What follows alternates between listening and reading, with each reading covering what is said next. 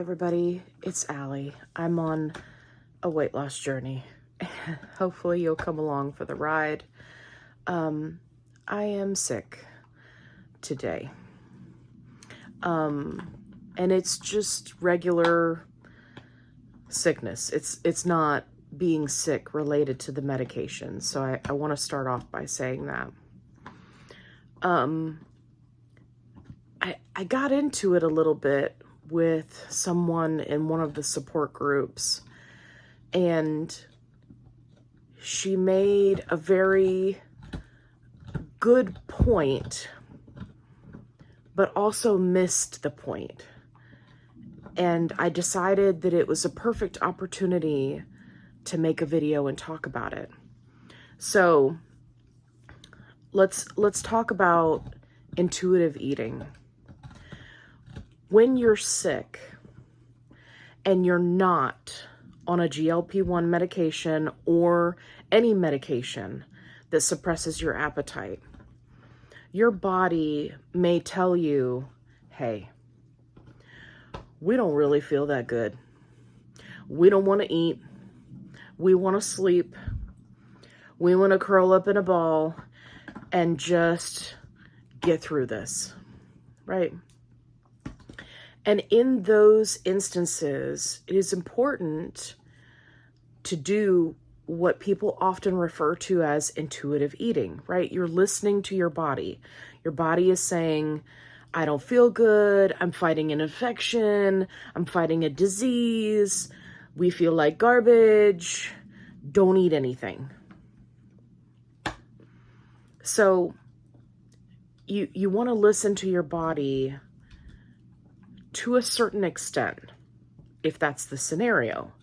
But if you're on a GLP-1 medication or any medication that has appetite suppression, you need to understand that if you want to do intuitive eating, it has to be a modified version, because your body is not telling you that you're not hungry.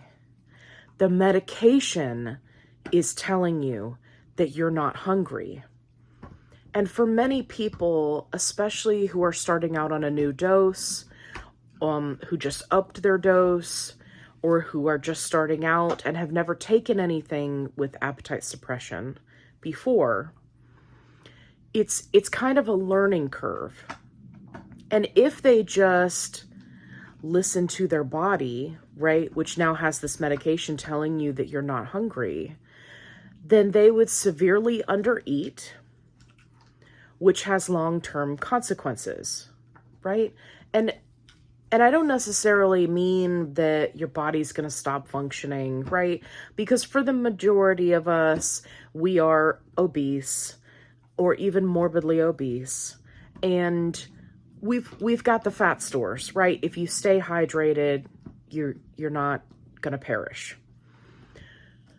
But the point that I want to make is that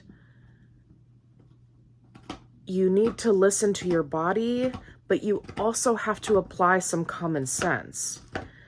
If you have a medication that's telling you not to eat, and your calories are so low that your body is consuming your muscle at a rapid rate just to keep you functional, at a certain point, that is going to catch up with you. And this is where the advice that this person was giving was problematic, because they were claiming, oh, you should just listen to your body. You know, it doesn't matter that you're on a GLP-1.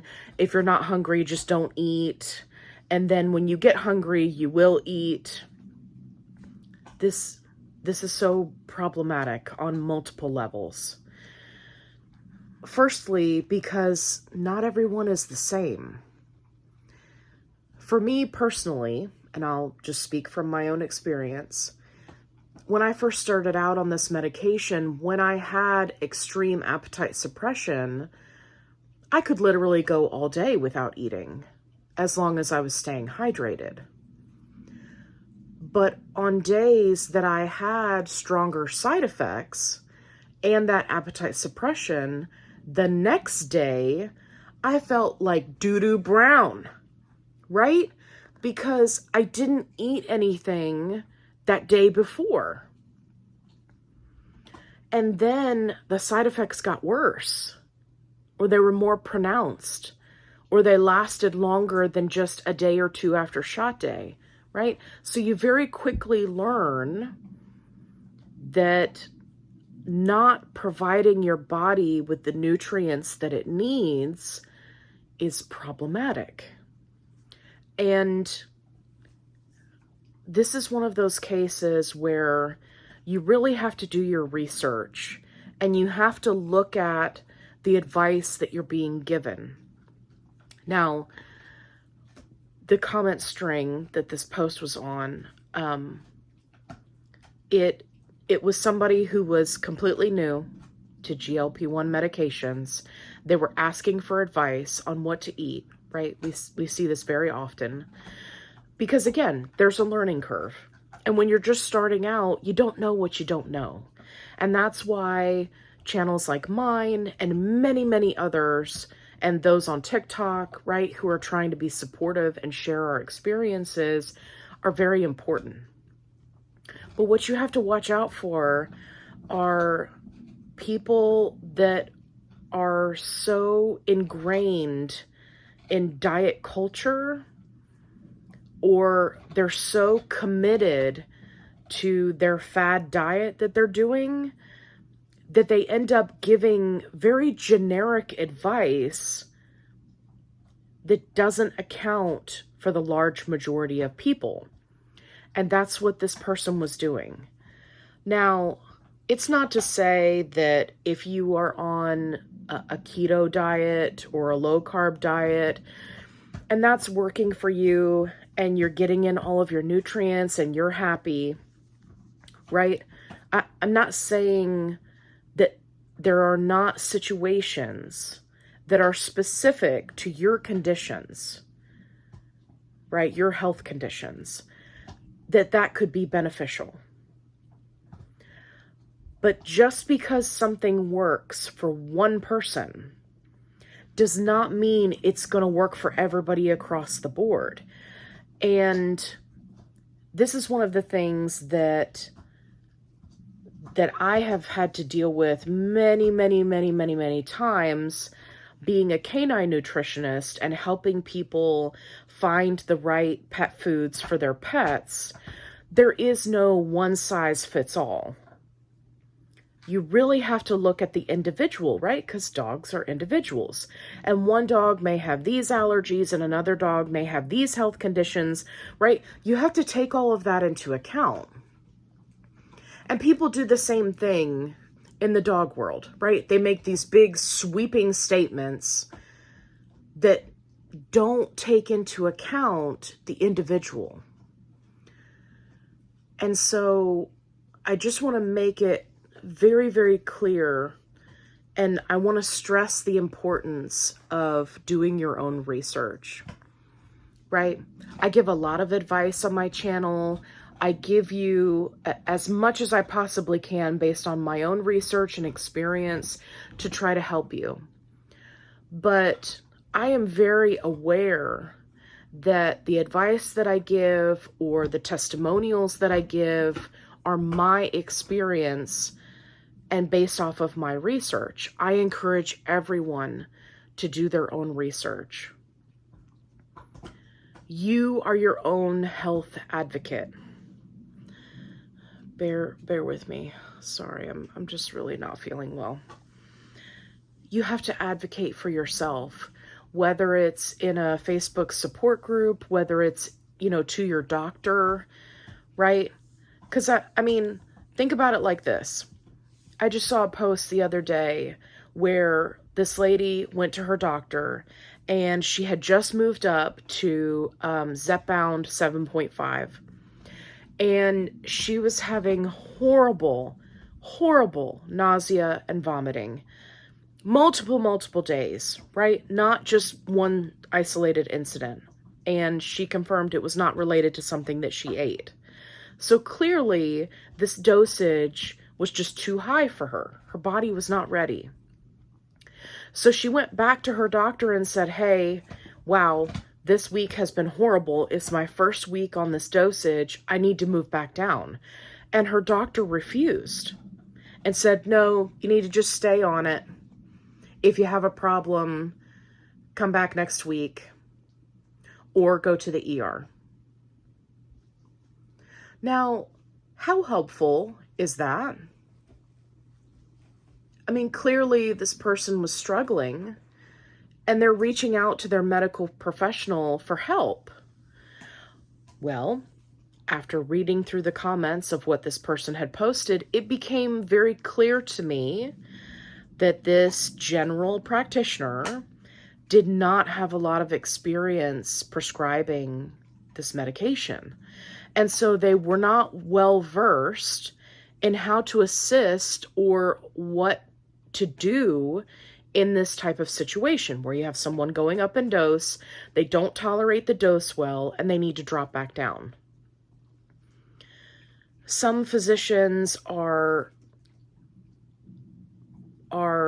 legally able to prescribe these medications, but it does not make them a subject matter expert.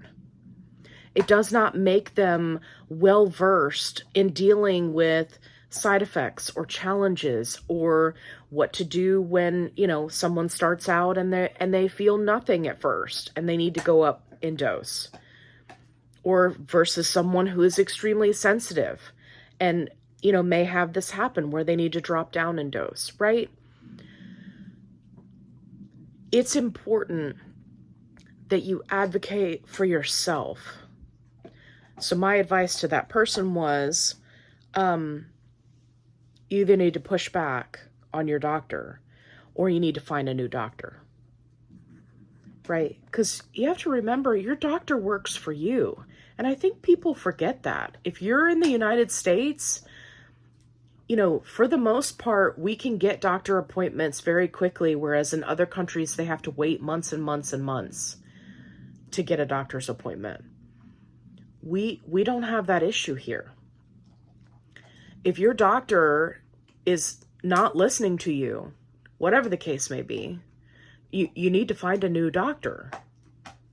If you don't want to duke it out with them, or they've just made it perfectly clear they're not willing to work with you, then you find a new doctor. It's just that easy. Now, it's more challenging for people who have Medicare or Medicaid because not all offices accept that form of coverage. So for those people, I understand the frustration of dealing with a hard-headed doctor. Anyway, you can tell I don't feel well because I'm getting off on a tangent. I apologize. So,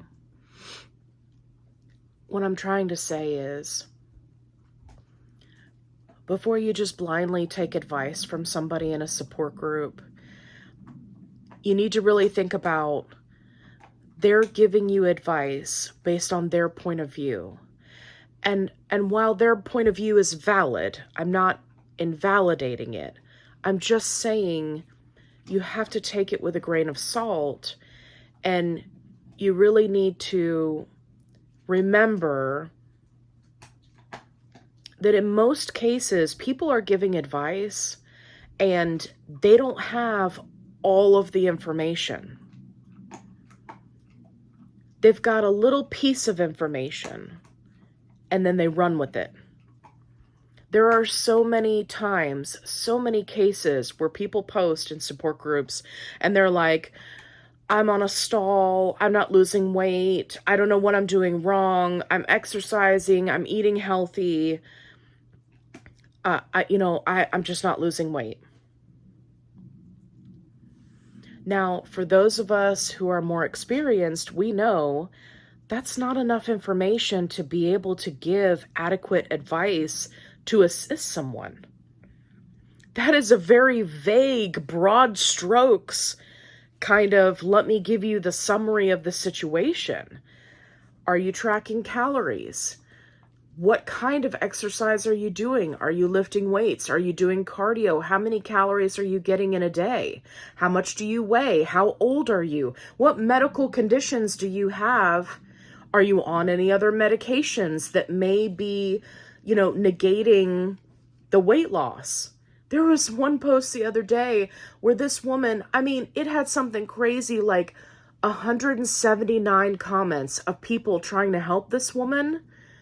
And when I finally got down to the bottom of all of these comments, come to find out she was taking a medication that one of the side effects is water retention. So she had eaten a really salty meal the day before weigh-in and had a huge amount of water retention because of that secondary medication. And then here she was posting in a support group, boo-hooing about not losing weight, and she can't understand what she did wrong when she didn't do anything wrong. But we can't help because we don't have all the information. So, back to my original point. If you're not feeling well, if you're feeling sick, and your body is telling you not to eat, and you are on a GLP-1 medication, you need to rethink that. You cannot do intuitive eating when there is a medication telling you what you should feel. Right? I'm not hungry.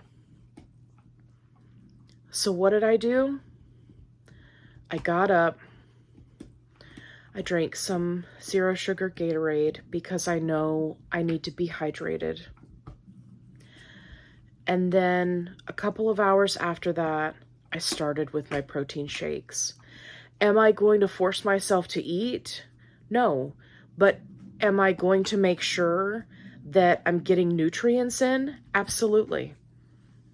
And I took my vitamins, even though I know it's probably going to set heavy.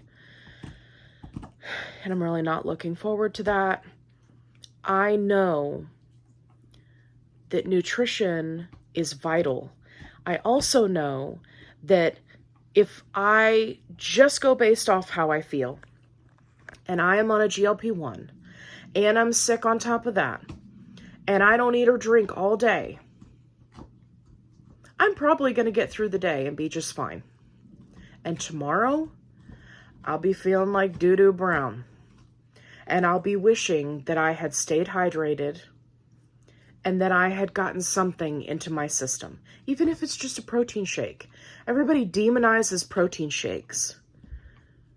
Protein shakes are a tool, and if you use them correctly, you can help yourself, right, get out of a sticky situation, like not feeling hungry. You're still getting nutrients in. There was another instance in one of the support groups where this lady was talking about how calorie counting doesn't work for everybody. And that it, triggers eating disorders, that it's not healthy, right? These big generalized statements. So I went to go look at her other comments and posts, because you can do that on Facebook. And I started to research what she was posting and what she was saying. And as it turns out, she was a serial dieter who kept her calories around 1,000 calories for like 15 years.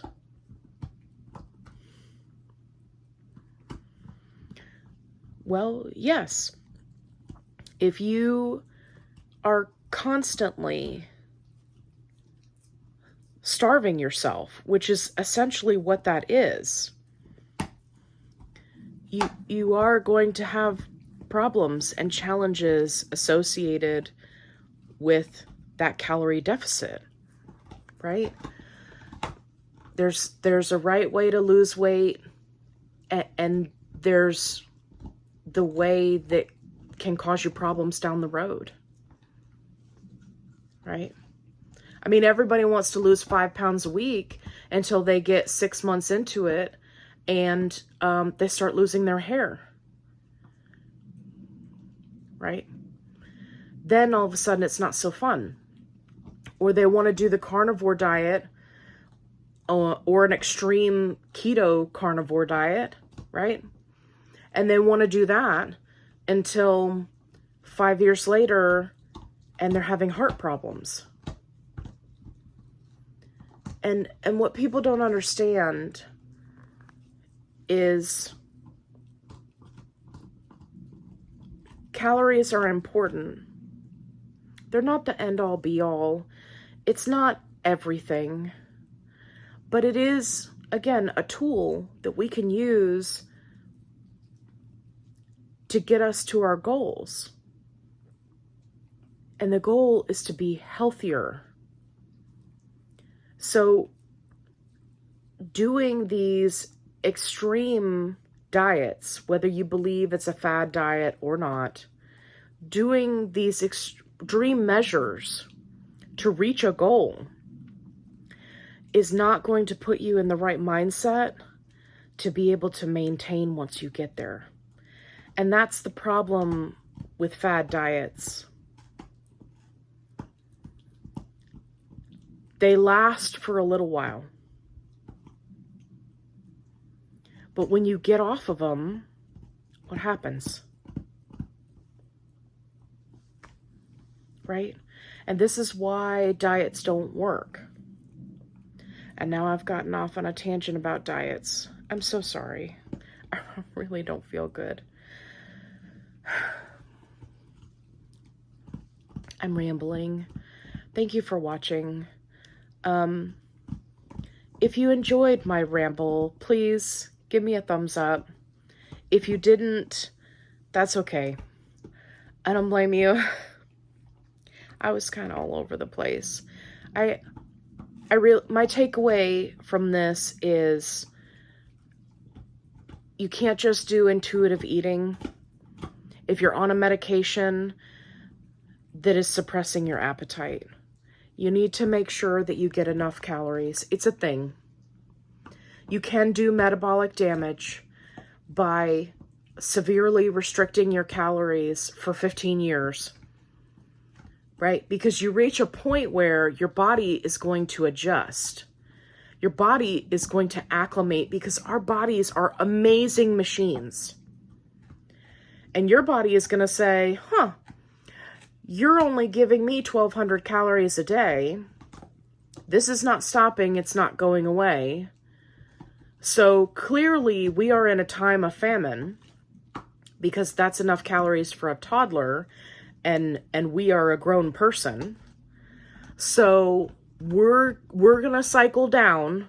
We're going to shut down unnecessary processes like maintaining hair. And we're going to coast. And we're not going to build muscle. As a matter of fact, we're going to eat muscle. And we're not going to rebuild our skin so that it maintains elasticity. We are going to go into survival mode.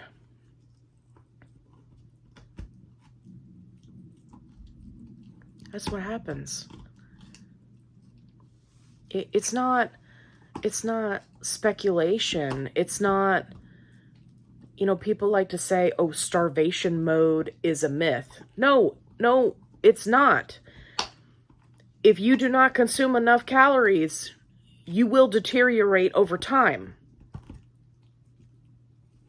Just go look at, unfortunate people who live in food deserts or who are in third world countries who are legitimately starving.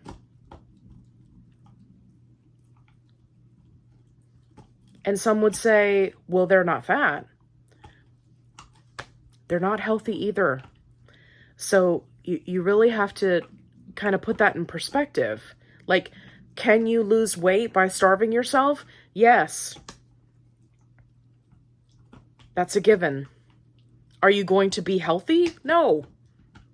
Absolutely not. And I guess for me, I feel like that's common sense.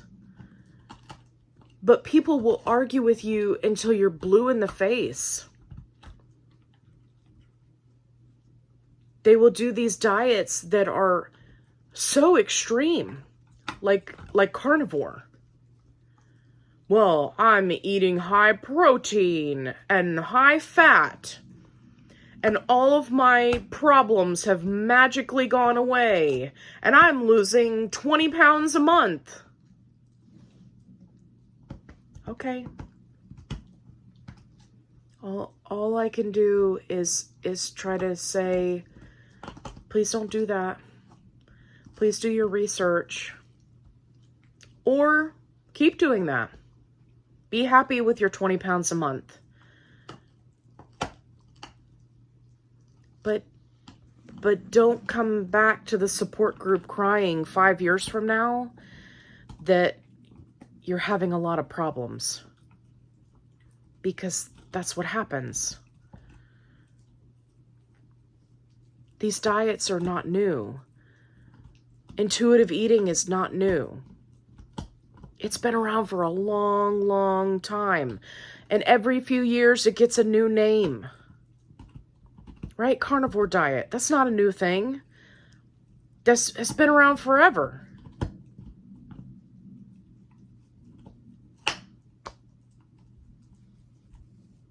So, anyway, eat some food. Drink a protein drink. Stay hydrated. And as always, be kind. Rewind.